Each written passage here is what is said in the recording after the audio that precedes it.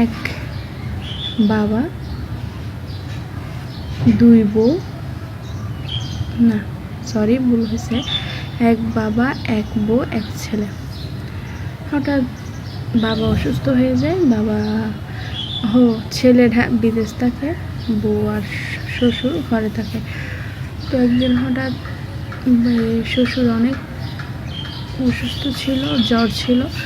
তো বলতেছে যে আমাকে কিছু খাবার দাও, আমি একটু খেয়ে ওষুধ খেয়ে নিই।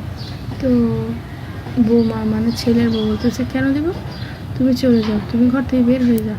এই অসুখ বলে আমার স্বামীর টাকা নষ্ট করে দিচ্ছ। আমার স্বামী টাকা পাঠায় তোমার জন্য, সব কিছু নষ্ট করে দিচ্ছ। ওষুধের পিছনে টাকা ঢেলে দিচ্ছি, খাওয়ার পিছনে ঢেলে দিচ্ছি। তোমার কি আর কোনো কাজ কাম নেই? তুমি কি রোজগার করে খেতে পারো না? মহিলাটার মানে মাথার কি বলবো, পাগল হয়তো, বয়স হয়ে গেছে মানুষটার। ওনাকে বলছে চাকরি করে খেতে, কিন্তু ছেলে বিদেশে থাকে, টাকা পাঠাচ্ছে, সমস্যা তো নেই, তাই না? তো পরবর্তীতে ছেলে মানে শ্বশুরকে বের করে দেয় ঘর থেকে। তখন অনেকদিন পর দেখায়, মানে লেখা ওটা অনেকদিন পর, তারপর দেখে ছেলে আসছে। তো বলে বউ বাবাকে, যে বাবা না কোথায় চলে গেছে, আমাকে না কিছু না বলে। আমি অনেক খোঁজার চেষ্টাও করেছি, বাবাকে পাই নাই। বলছে ও আচ্ছা, পাও নাই বাবাকে, তাহলে দাঁড়াও বাবাই বলুক।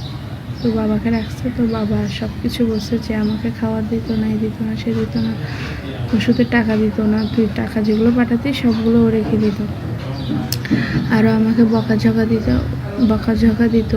তাই আমি অসুস্থ অবস্থায় আমি ঘর ছেড়ে চলে গেছি। আর তোর সাথে আমার পরবর্তীতে দেখা হয়, আর আজকে তুই আমাকে এখানে নিয়ে আসলি।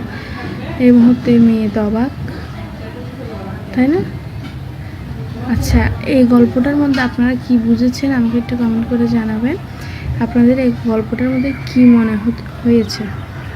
আজকে আমাকে দেখতে অন্যরকম লাগছে, আমি জানি, কারণ আজকে এটা আমার ভাঙা মোবাইল দিয়ে ভিডিও করছি, যার কারণে ভিডিওটা ফাটা আসতেছে। তো তোমরা সেটার জন্য কিছু মনে করিও না। আমি জানি যারা আমাকে ভালোবাসে তারা অবশ্যই দেখবে আমার ভিডিওটা। তোমরা আমার লাইভ দেখার জন্য প্রতিদিনই অপেক্ষা করো। তো আজকে আমি আর লাইভে আসলাম না, তোমরা এই ভিডিওটা দেখবা, অবশ্যই লাইক করবা, কমেন্ট করবা।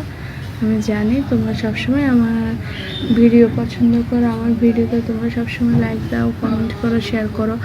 আর যারা নতুন আছে সবাই পেজে গিয়ে ফলো দাও, সেটাও জানি। তো